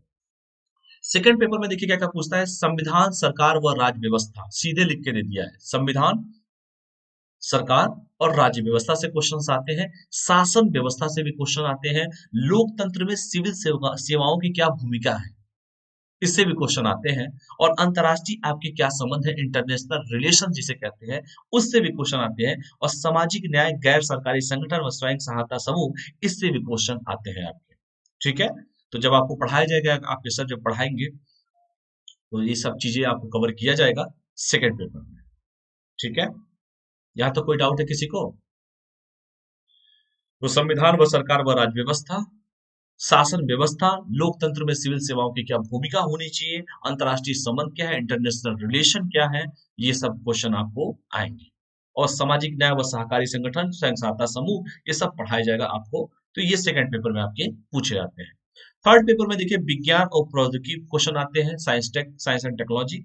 आर्थिक विकास से संबंधित आते हैं क्वेश्चन, जैव विविधता से संबंधित आते हैं, इन्वायरमेंट है, इंटरनल सिक्योरिटी है, और डिजास्टर मैनेजमेंट जिसे आपदा प्रबंधन कहते हैं, इससे आपके पूरे क्वेश्चन आते हैं। ठीक है, तो ये भी ध्यान देना पड़ेगा आपको थर्ड पेपर में भी, क्योंकि सेकंड पेपर में देखिए आपका पॉलिटी भी है, आपका गवर्नेंस भी है, आपका सिक्योरिटी भी है, और आपका इंटरनेशनल रिलेशन भी है, और आपका सोशल इशू के भी कुछ सब्जेक्ट भी है। ये सारा आपको आएगा सेकंड पेपर में। और थर्ड पेपर में जैसे मैंने कहा कि साइंस एंड टेक्नोलॉजी है, इकोनॉमिक्स से भी क्वेश्चन है, जैव विविधता है, इन्वायरमेंट एंड इकोलॉजी से भी क्वेश्चन रहेंगे, पर्यावरण इन्वायरमेंट से भी क्वेश्चन रहेंगे, इंटरनल सिक्योरिटी से भी क्वेश्चन रहेंगे, आंतरिक सुरक्षा, बाह्य सुरक्षा, जितनी भी सिक्योरिटी से संबंधित जो होता है, बीएसएफ से लगा है, सब क्वेश्चन इसी में पूछा जाता है कि क्या हमारी सुरक्षा नीति क्या होनी चाहिए, आंतरिक सुरक्षा के लिए हमें क्या करना चाहिए। ये सब इसमें क्वेश्चन आते हैं थर्ड पेपर में। और डिजास्टर मैनेजमेंट जैसा सबसे इंपॉर्टेंट टॉपिक है, आपदा प्रबंधन, इससे भी यूपीएससी ने लगातार अच्छे अच्छे क्वेश्चन पूछे हैं, और ये आते हैं थर्ड पेपर में। 250 नंबर के ये भी होते हैं। फोर्थ पेपर आया, तो फोर्थ पेपर देखो बेटा, एथिक्स का पेपर होता है, नैतिकता का पेपर होता है, नीति शास्त्र का पेपर होता है। तो ये एथिक्स का पेपर होता क्या है, यूपीएससी के अमूमन बच्चे, थोड़ा सा मैं इस पे ब्रेक लूंगा, मैं इस पे थोड़ा बोलूंगा, पहले बता भी देता हूँ कि इसमें क्या क्या होता है। नीति शास्त्र, एथिक्स जिसे कहते हैं, एथिक्स, और एथिक्स का मतलब ये होता है कि मोरल थिंकर से भी इसमें क्वेश्चन होते हैं। और इसमें ये होता है, एथिक्स मतलब ईमानदार होना जरूरी है, लेकिन ईमानदार दिखना भी चाहिए, बस एक कोटेशन है, बस आप समझ लीजिए। तो ऐसे ऐसे क्वेश्चंस भी आते हैं। नीति शास्त्र का क्वेश्चन है कि पहले यूपीएससी में ये था नहीं, सिलेबस में नहीं था, लेकिन जब से जीएस को डिस्ट्रीब्यूट किया चार भागों में, तो एथिक्स का भी पेपर उसमें ऐड कर दिया गया। सत्यनिष्ठा व ईमानदारी से क्वेश्चन होगा, अभिरुचि से और केस स्टडी दे देगा कि मान लीजिए आपको ये केस स्टडी दिया जाता है कि कहीं पे चोर हो रहे हैं, कहीं साइबर क्राइम हो रहा है, आप अगर डीएम होते तो आप क्या करते हैं, आपके अंदर ये अगर ये होता, मान लीजिए वो पूरा केस दे देगा, और नीचे उससे क्वेश्चन संबंधित पूछ देंगे कि आप वो उस, मान लीजिए उस, जैसे मान लीजिए कहीं पे डिजास्टर मैनेजमेंट हो रहा है, कहीं आपदा आ रही है, आप डीएम है, तो आपको क्या एक्शन लेना चाहिए। ऐसे भी क्वेश्चन घुमा फिरा के क्वेश्चन आते हैं। और लड़के गलती क्या करते हैं कि एथिक्स सबसे ज्यादा कम पढ़ते हैं बच्चे, सबसे कम जो मेहनत करते हैं बच्चे एथिक्स के पेपर पे करते हैं, ये सबसे बड़ी गलती करते हैं बच्चे। क्योंकि एथिक्स का पेपर 250 नंबर का है, इसको लोग हल्के में लेते हैं। ये पेपर है, मेंस आएगा, देख लिया जाएगा, एक महीना पहले पढ़ लिया जाएगा, गलत है। एथिक्स का पेपर पढ़ना है, 250 नंबर का है, क्योंकि सभी के नंबर बराबर हैं, और एथिक्स के पेपर को हल्के में नहीं लेना है। एथिक्स का पेपर है, नंबर बढ़ाने का पेपर है, और बच्चे बहुत कम मेहनत करते, पढ़ते ही नहीं है, उनको लगता है कि हो जाएगा।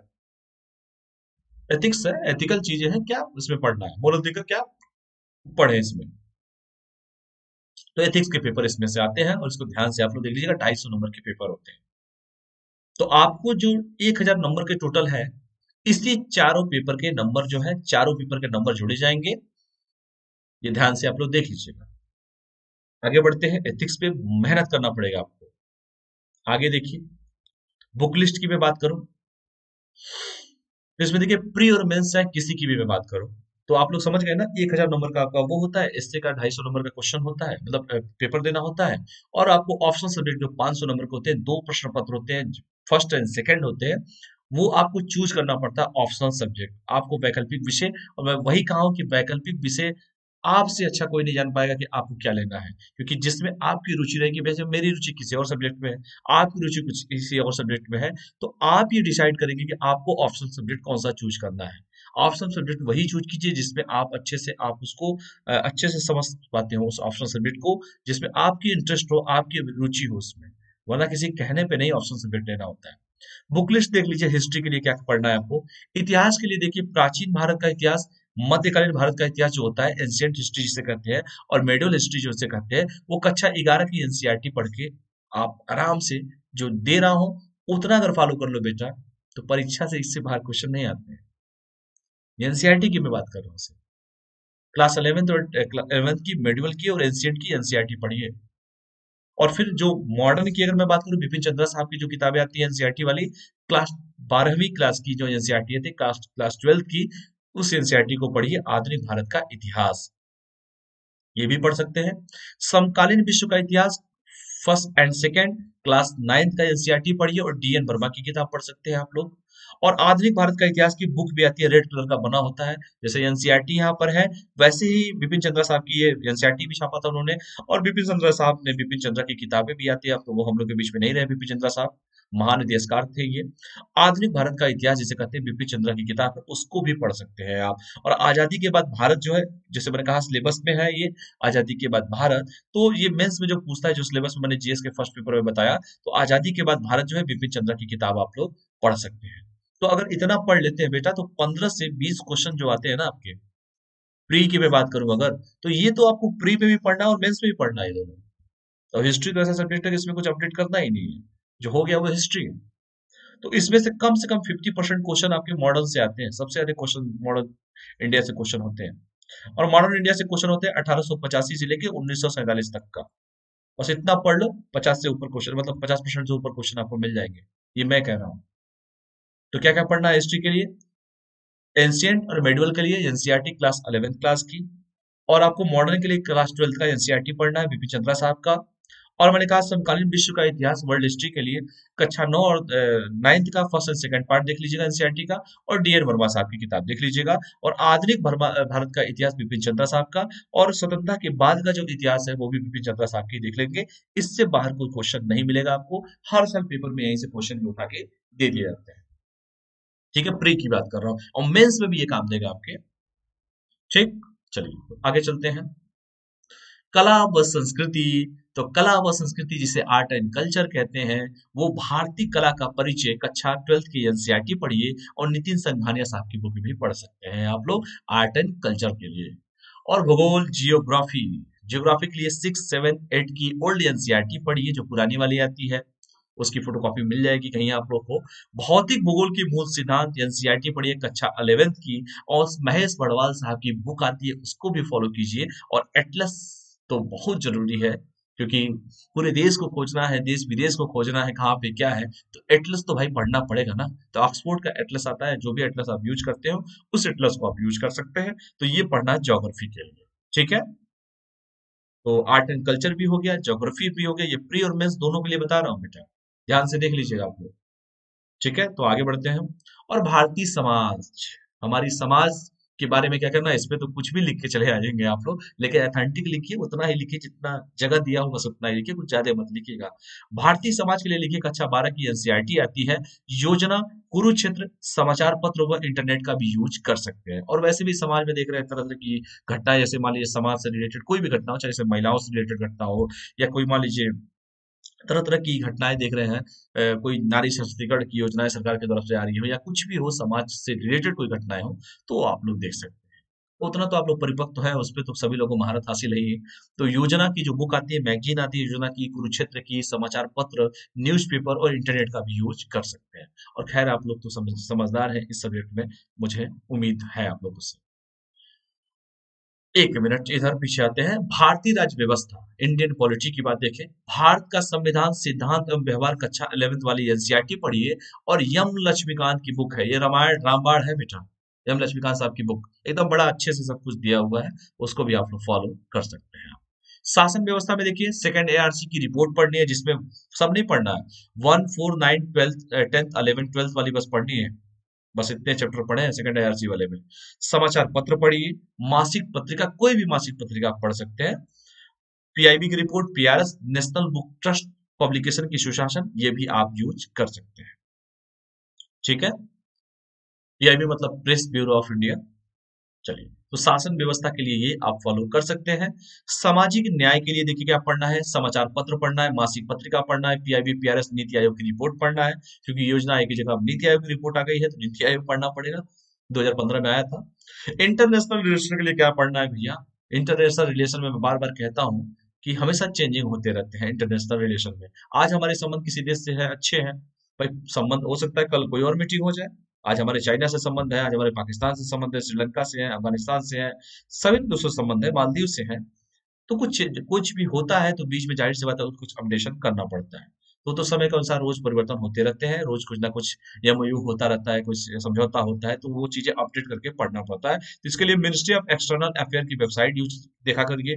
समाचार पत्र और मासिक पत्रिका को भी आप देख सकते हैं। ठीक है, आगे देखिए, विज्ञान और प्रौद्योगिकी, साइंस एंड टेक्नोलॉजी की बात कर रहा हूँ। ठीक है, साइंस एंड टेक्नोलॉजी, क्योंकि आज के डेट में प्रौद्योगिकी का बहुत बड़ा यूज है, तो इसमें देखिए समाचार पत्र पढ़िए, मासिक पत्रिका पढ़िए, साइंस रिपोर्ट पत्रिका एक आती है उसको पढ़ सकते हैं, स्पेक्ट्रम या सिल्वन सिंह की विज्ञान और प्रौद्योगिकी का विकास की बुक आती है उसको भी आप यूज कर सकते हैं। और वैसे भी आप लोग टेक्नोलॉजी में आगे ही हैं तो इसको भी यूज आपको देखना पड़ेगा। इकोनॉमिक्स देखिए, अर्थव्यवस्था जिसे कहते हैं, भारतीय अर्थव्यवस्था रमेश सिंह की बुक आती है उसको यूज कर सकते हैं। एनसीईआरटी 11th और 12th वाली भी यूज करना पड़ेगा, पढ़ना तो पड़ेगा ही ये इकोनॉमिक्स। मासिक पत्रिका पढ़िए, समाचार पत्र पढ़िए, बजट एंड इकोनॉमिक सर्वे जो आता है हर साल भारत सरकार का, उसको भी आपको देख के चलना पड़ेगा। तो जितना आपको बता रहा हूँ बेटा, अगर इतना फॉलो कर लो ना तो बेटा परीक्षा में कभी, खैर मैं क्या बोलूँ, यही सब चीजें आपको फॉलो करनी पड़ेगी। ठीक है, तो इकोनॉमिक्स के लिए भारतीय अर्थव्यवस्था रमेश सिंह की, एनसीईआरटी 11th और 12th क्लास वाली, मासिक पत्रिका, समाचार पत्र, बजट एंड इकोनॉमिक सर्वे जो भारत सरकार की आती है इसको भी आपको पढ़ना पड़ेगा अर्थव्यवस्था के लिए। पर्यावरण और पारिस्थितिकी, एनवायरमेंट एंड इकोलॉजी, इसमें क्या पढ़ना है, जीव विज्ञान। जीव विज्ञान का मतलब क्या होता है, बायोलॉजी। जीव विज्ञान बचपन में भी पढ़ा होगा आप लोगों ने। तो कक्षा 12th वाली जो एनसीईआरटी आती है उसके अंत के 4 अध्याय पढ़िए, सब नहीं पढ़ना है, वो लास्ट वाले 4 अध्याय बस पढ़ना है आपको। माजिद हुसैन साहब की पर्यावरण और पारिस्थितिकी की किताब आती है, माजिद हुसैन साहब बहुत अच्छे राइटर हैं।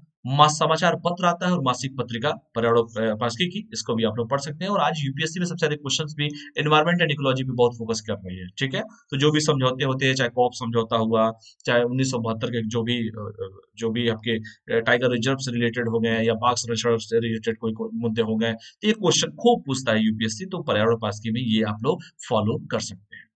आंतरिक सुरक्षा, भाई इंटरनल सिक्योरिटी भी जरूरी है, तो इसके लिए समाचार पत्र है, मासिक पत्रिका है, पीआईबी है, अशोक कुमार आईपीएस साहब की किताब आती है, विपुल अनेकांत की किताब है भारत की आंतरिक सुरक्षा मुख्य चुनौतियां, इसको भी आप लोग फॉलो कर सकते हैं, मेंस के समय इसको फॉलो कीजिएगा। ठीक है, आंतरिक सुरक्षा। आपदा प्रबंधन, डिजास्टर मैनेजमेंट, देखिए क्या है इसमें, सेकंड एआरसी की थर्ड रिपोर्ट पढ़नी है, एनडीएमए मतलब नेशनल डिजास्टर मैनेजमेंट अथॉरिटी की गाइडलाइंस पढ़नी है, समाचार पत्र पढ़ना है, मासिक पत्रिका पढ़ना और पीआईबी की रिपोर्ट भी पढ़नी है। तो ये है आपदा प्रबंधन के लिए। यहां तक कोई डाउट है किसी को? देखिए एथिक्स में देखिए क्या क्या पढ़ना है, जो 250 नंबर का आपका एथिक्स है। सेकंड एआरसी की रिपोर्ट की फोर्थ रिपोर्ट पढ़नी है, सेकंड एआरसी की 12th रिपोर्ट पढ़नी है, जी शिल्बाराव का जो क्रॉनिकल आता है लक्ष्योन करके, वो आपको पढ़ना पड़ेगा। ठीक है, तो इसको देख लीजिएगा, नीति शास्त्र सत्यनिष्ठा और अभिरुचि के लिए। और वैसे आपके सर जो पढ़ाएंगे वो बहुत ही इंपॉर्टेंट रहेगा, लेकिन अगर किताब फॉलो करना है तो ये सेकंड एआरसी की फोर्थ रिपोर्ट और 12th रिपोर्ट भी पढ़ सकते हैं, जी सुब्बाराव और लेक्सियन का जो क्रॉनिकल आता है उसको भी आप लोग पढ़ सकते हैं। सामान्य विज्ञान के लिए जीव विज्ञान पढ़िए, क्लास 12th वाली एनसीईआरटी पढ़िए। समसामयिकी में क्या पढ़ेंगे, हम तो इतना पढ़ाई देते हैं, आपको पढ़ने की क्या जरूरत है। फिर भी अगर दिल नहीं मानता है तो आप पढ़ सकते हैं करंट अफेयर, मैं तो ऑलरेडी पढ़ाता हूँ आप लोग को, बहुत सारे एजुकेटर पढ़ाते हैं।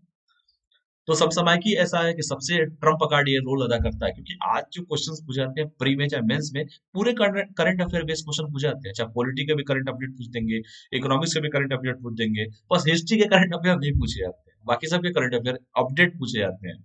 तो समसामयिकी में देखिए समाचार पत्र, कोई भी न्यूज़पेपर, और मासिक पत्रिका, योजना, इंडियन ईयरबुक आती है, हर साल आती है इंडियन ईयरबुक। इंटरनेट की साइट जैसे pib.nic.in आप चेक करिए, रोज सर्च करते रहिए आप।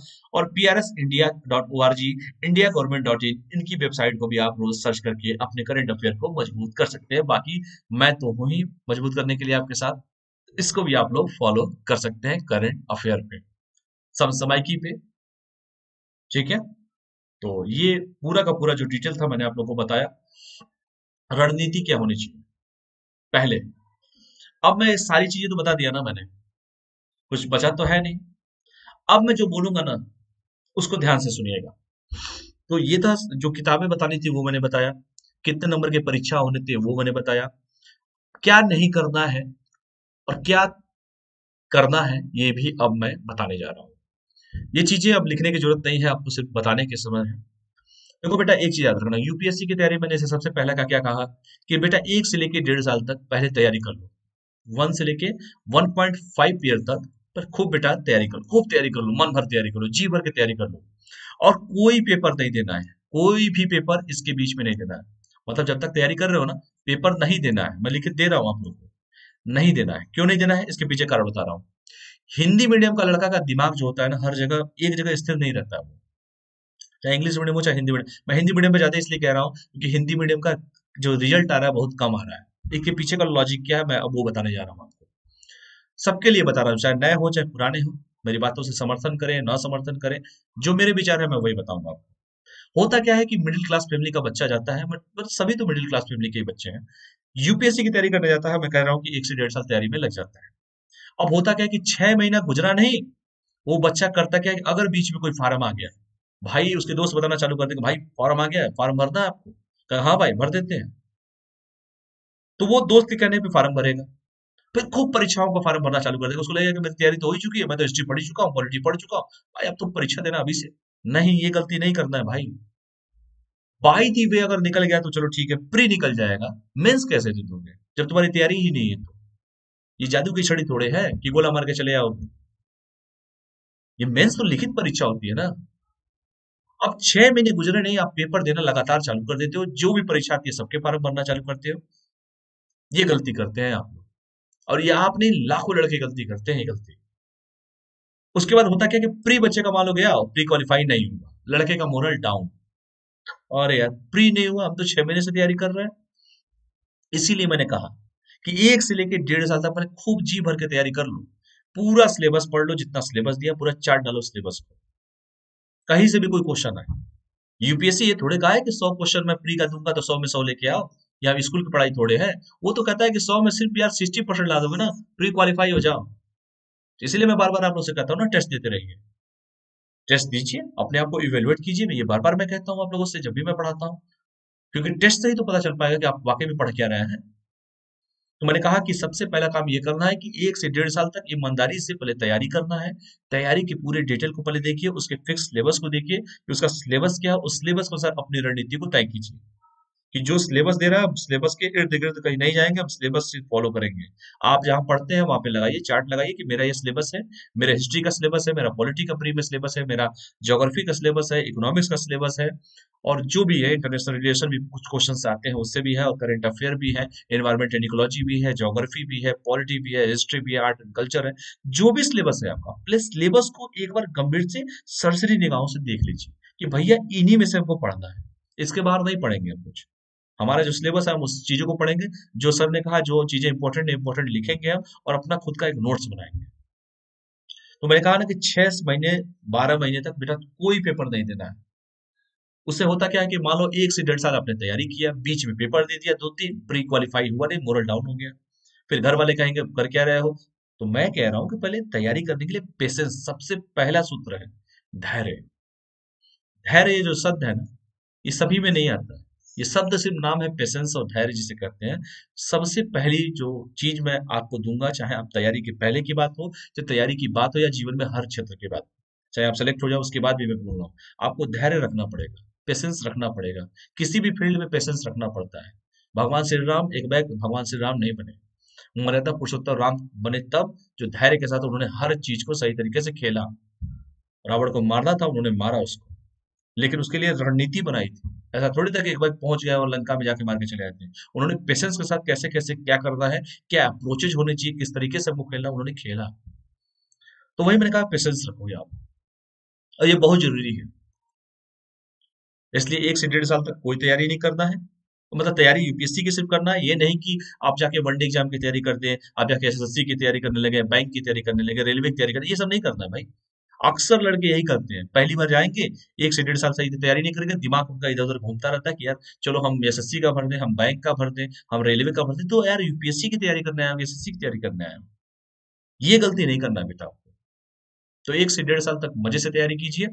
और मैंने कहा कि गार्बेज से बचिए, अधिक से अधिक किताबों के चक्कर में मत पड़िए। कोई गया, अब जाएंगे अमूमन जब तैयारी में आप लोग जाएंगे, कोई गया, ये किताब अच्छा है, हाँ बहुत अच्छा है, कवर अच्छा है, बहुत बढ़िया, तो जाके किताब उठा के लेके चले आओगे। अरे इसको क्यों गलती कर रहे हो यार?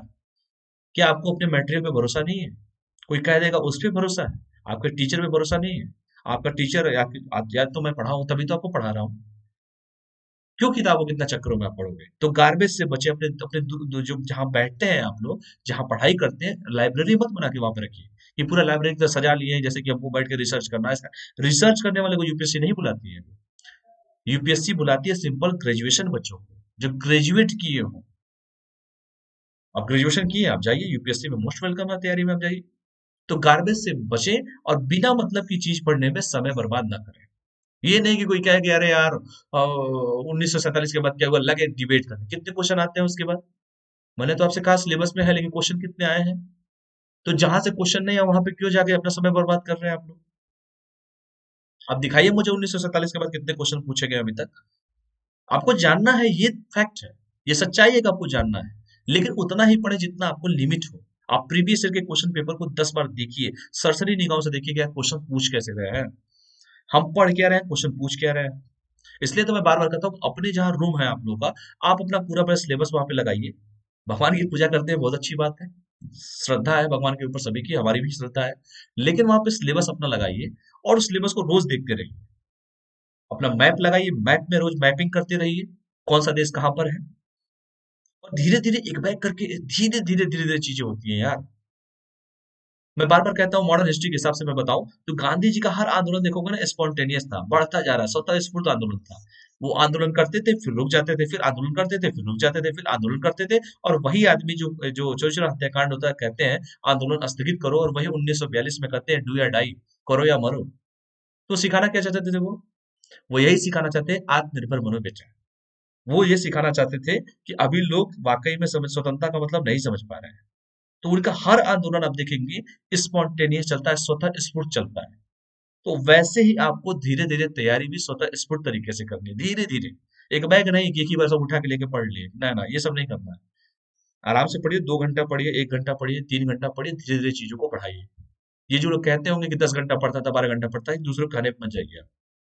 आपके टीचर जो आपसे बोल रहे हैं, यही सत्य मान लीजिए। मैं कह रहा हूँ आपसे, आपको कौन कह रहा है कि 12 घंटा पढ़िए, 14 घंटा पढ़िए, सब पढ़ ही लेंगे तो फिर बच क्या जाएगा।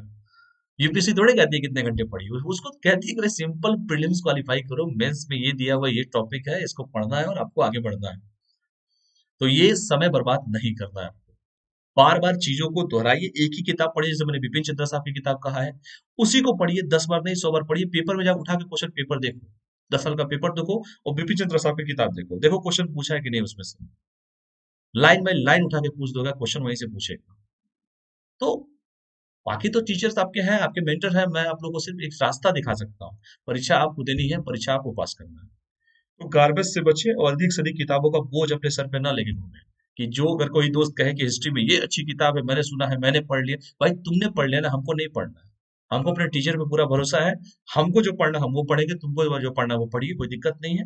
तो चीजों को बर्बाद अपना समय मत कीजिए। 11 जून का समय है, प्रीलिम्स का पेपर का समय कम है, काम ज्यादा है, इस पे हर टॉपिक पे आपको मेहनत करना पड़ेगा, क्योंकि आपसे पहले भी सीनियर है जो लोग इंटरव्यू में जाके कई बार रिपीट हो चुके हैं लोग।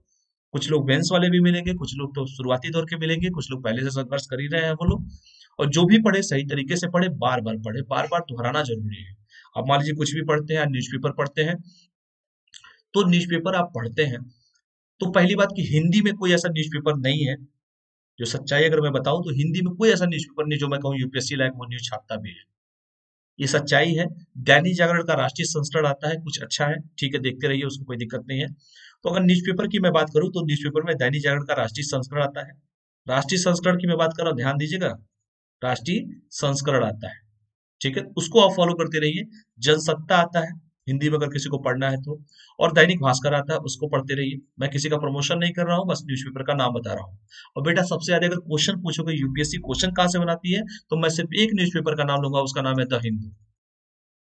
द हिंदू वो न्यूज़पेपर है, उसके एडिटोरियल आप उठा के देखिए, और यूपीएससी के क्वेश्चन देखिए, क्या क्वेश्चन पूछते हैं कि नहीं, द हिंदू से क्वेश्चन आते हैं कि नहीं आते हैं। आज क्यों?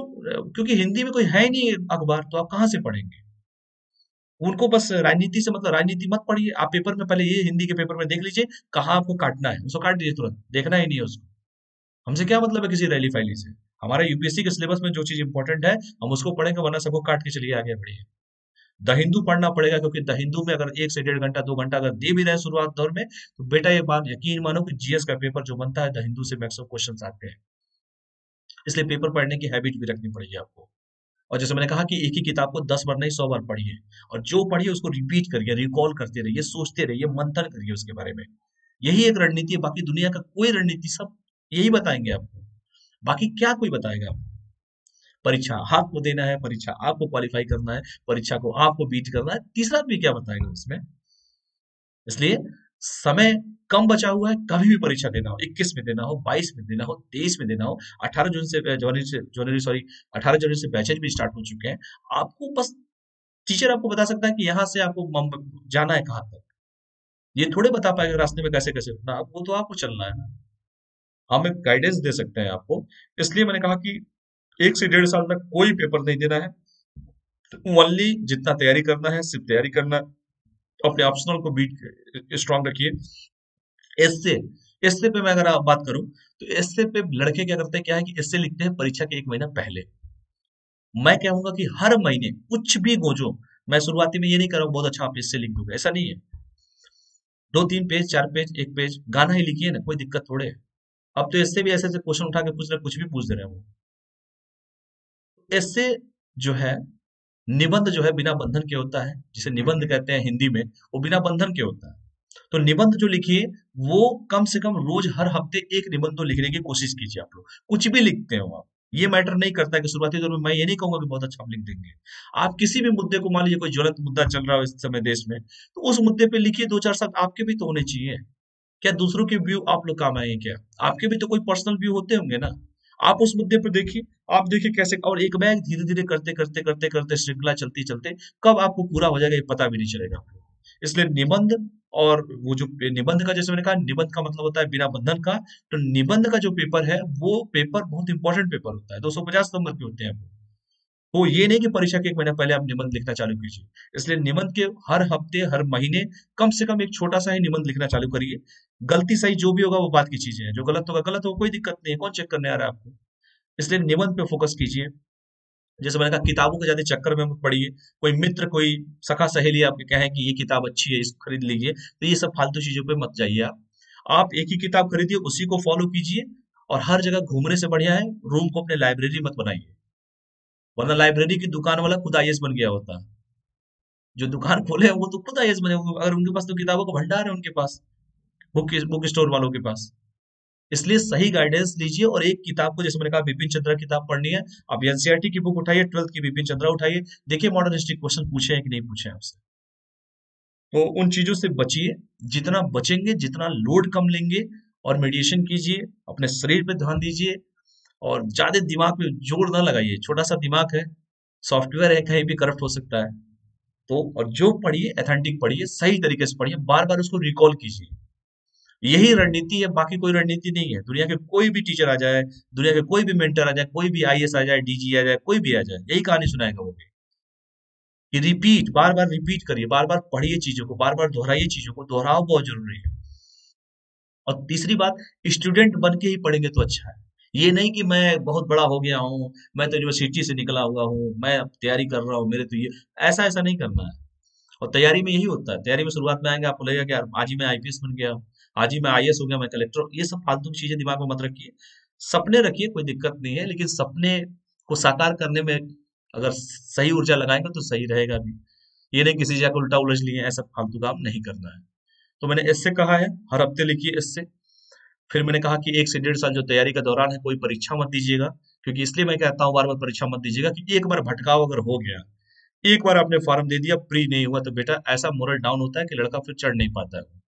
इसलिए अपने मोरल को डाउन मत होने दीजिए, अपने एनर्जी को बचा के रखिए, और 1 से 1.5 साल जम के मेहनत कीजिए। फिर लगा तो है पेपर देने के लिए, कहाँ पेपर भगे जा रहा है आप लोगों से। यही रणनीति है, यही सब कुछ है। और खुद का नोट्स बनाए। बहुत ज्यादा किताब पढ़ने की जरूरत नहीं है। 10 किताबों को एक बार पढ़ने से अच्छा है एक ही किताब को 10 बार पढ़े, ये सभी लोग कहते हैं, मैं भी यही कहूंगा। और आंसर राइटिंग प्रैक्टिस कीजिए, क्योंकि आंसर राइटिंग प्रैक्टिस जो है, एक बैग नहीं आएगा, चीजों को सॉल्व करके ही आता है आंसर राइटिंग प्रैक्टिस। इसलिए किसी भी मुद्दे पे, मान लीजिए मैं कह दूं भारत और चाइना के डोकलाम विवाद पे, कोई मुद्दे पे आप कुछ लिख के बताइए, तो आपके कोई पर्सनल व्यू होंगे कि नहीं होंगे? आपने चाइना और भारत के जो संबंध है, या डोकलाम का जब विवाद है, तो उस पे जो क्वेश्चन पूछे सिर्फ वही लिखिए। आपका नाम पूछे तो नाम बताइए, नहीं कि पूरे परिवार का नाम बता दीजिए। आपसे जितना पूछ रहा है, क्योंकि एक शब्द का लिमिट है कि 50 शब्दों में लिखना है कि 100 शब्दों में लिखना है। जितना जगह दिया जाता है यूपीएससी में उतना ही लिखना भी होता है। तो ये जरूर ध्यान दीजिएगा, और अतिशयोक्ति से बचिए। आप लोग टू द पॉइंट लिखने की कोशिश करेंगे तो बहुत अच्छा रहेगा। प्री एग्जाम के लिए क्वेश्चन पेपर हल करते रहिए, प्रीवियस ईयर के क्वेश्चन पेपर हल करते रहिए। और यही रणनीति है, इससे सिवा कोई रणनीति नहीं है। ठीक है? तो एक किताब को 10 बार पढ़िए, दूसरा, 1 से 1.5 साल पहले ईमानदारी से तैयारी कर लीजिए, बाकी पेपर देते रहिएगा। उसके बाद मैं कह दूंगा जाओ बेटा पेपर दो, अब तुम्हारा समय हो गया पेपर देने का। ठीक है। और सिर्फ यूपीएससी की तैयारी कर रहे हैं तो यूपीएससी की तैयारी कीजिएगा, इधर उधर के चक्कर में मत पड़िएगा। कोई कह दे कि लोअर का पेपर आ गया, कोई कहे समीक्षा का पेपर आ गया, कोई कहेगा इस स्टेट का पेपर निकला है, भाई तुम भी भर दो मैं भी भर दूं। ये सब फालतू के चक्करों में नहीं, आप यूपीएससी की तैयारी कर रहे हैं, यूपीएससी की ही तैयारी करिए तो अच्छा है। बाकी इस ये तैयारी कर लेंगे एक बार सही तरीके से, किसी भी स्टेट का जाके पेपर देंगे तो वो आपके ऊपर है, बस स्टेट का अलग से पढ़ना पड़ता है। तो यही रणनीति है और मुझे उम्मीद है कि आप लोगों को रणनीति समझ में आया भी होगा। ठीक है। तो अगला जब रणनीति का जो टॉपिक लूंगा तो और भी चीजें बताऊंगा, आज के लिए बस इतना ही रखिए। तो ये टेलीग्राम का लिंक है। मुझे जहां तक फील हो रहा है कि आप लोगों को समझ में चीजें आई होंगी। जो फैक्ट है वही फैक्ट बताया मैंने, यही सच्चाई है। और हिंदी मीडियम का लड़का सबसे बड़ी बात यही है कि बेटा वो प्रीलिम्स क्वालिफाई कर लेता है, मेंस में गिरने का सबसे बड़ा चांस उसका ये होता है कि वो किताबों के चक्कर में ज्यादा भागता है। वो दुकान घर को अपने लाइब्रेरी बना के रख देता है। उसको लगता है कि यार इतनी किताबें पढ़ लूंगा मैं, तो रिसर्च रिसर्च करो बैठ के, फिर यूपीएससी क्वालिफाई करने की क्या जरूरत है। आप रिसर्च में थोड़े आपको बैठा है यार, आपको तो सिंपल ग्रेजुएशन करके बोला जा रहा है कि आप आइए तैयारी कीजिए। और द हिंदू का न्यूज़पेपर पढ़ने की आदत डालिए, क्योंकि हिंदी के पेपर में ऐसा पेपर नहीं है जो तैयारी के हिसाब से अच्छा तरीके से वो छापता हो। कुछ है ही नहीं, राजनीति के सिवा कुछ नहीं है। अगर पढ़ना है तो जनसत्ता पढ़िए, दैनिक भास्कर पढ़िए, और हिंदी जो दैनिक जागरण का राष्ट्रीय संस्करण आता है उसको आप फॉलो कर सकते हैं। बाकी the Hindu the best, times of India, the Hindu पढ़ते रहिए उसको। और नेक्स्ट जब मिलेंगे हम तो फिर नेक्स्ट पे नेक्स्ट किया जाएगा। और ये टेलीग्राम का लिंक है, अनअकैडमी प्रिंसिपल के नाम से टेलीग्राम का चैनल है मेरा, इससे जुड़ जाइएगा। जब भी मेरी क्लासेज फिर लगेंगे तो फिर मैं आगे की रणनीति पे चर्चा करूंगा। अभी अनअकैडमी के ऐप पर दिन में 12 बजे से कर दिया है मैंने, 12 बजे से मॉडर्न हिस्ट्री का क्लास चलेगा आपका, और 3 PM से करंट अफेयर का भी क्लास चलेगा। और आज तो मैंने रणनीति पे चर्चा कर ही लिया। इन चीजों को ध्यान दीजिएगा, ये कोड है PJ01, इस कोड का यूज करके अपने सब्सक्रिप्शन पे 10% बचा सकते हैं। आपको मेरा सुझाव कैसा लगा ये कमेंट करके प्लीज आप लोग बताइएगा। चैनल को लाइक कीजिए, शेयर कीजिए, सब्सक्राइब कीजिए। अगर सुझाव अच्छा लगे तो कोई जोर जबरदस्ती नहीं है, जो मैंने अनुभव किया है वही अनुभव आप लोगों के साथ साझा कर रहा हूँ। मैंने कहा कि आज मैं एक स्टूडेंट बन के बताऊंगा आपको, टीचर तो रोज हम बनते हैं, आज हम एक स्टूडेंट बन के ही आप लोग के बीच में शेयर करेंगे वो सारी चीजें। ये रणनीति क्या होनी चाहिए, क्या अप्रोचेज होना चाहिए। काफी लंबा चौड़ा मैं भाषण दे के चला जाऊं उससे कोई फर्क तो पड़ने वाला है नहीं, लेकिन मैं ये जरूर कहूंगा कि जो चीजें हैं एक ही किताब को 10 बार पढ़िए और बार बार उसको रिकॉल करते रहिए, क्योंकि मेमोरी में कई चीजें कुछ भी हो सकता है भाई, मेमोरी है कितना भरेंगे उसको, उतना ही भरिए जितना इंपॉर्टेंट हो। तो परीक्षा तो है नहीं हाई स्कूल का कि 90% लाना है, 95% लाना है। यहाँ तो बस यूपीएससी है, प्री मेंस इंटरव्यू। उसके बाद जाइए घूमने मसूरी और हैदराबाद, जहां जाना हो आपको। तो चलिए फिर मैं इस सेशन को यहीं पे समाप्त करता हूँ। Thanks for watching. स्वस्थ रहिए सभी लोग, मस्त रहिए, और दिमाग पे बोझ कम डालिए आप लोग। ठीक है। बहुत बहुत धन्यवाद, thank you all of you. अगले रणनीति के जब हम लोग बात करेंगे तो और अच्छे तरीके से दूसरे मुद्दों पे भी बात करूंगा। ठीक है। चलिए बहुत बहुत धन्यवाद, thank you all of you. चलिए बहुत बहुत धन्यवाद, थैंक यू।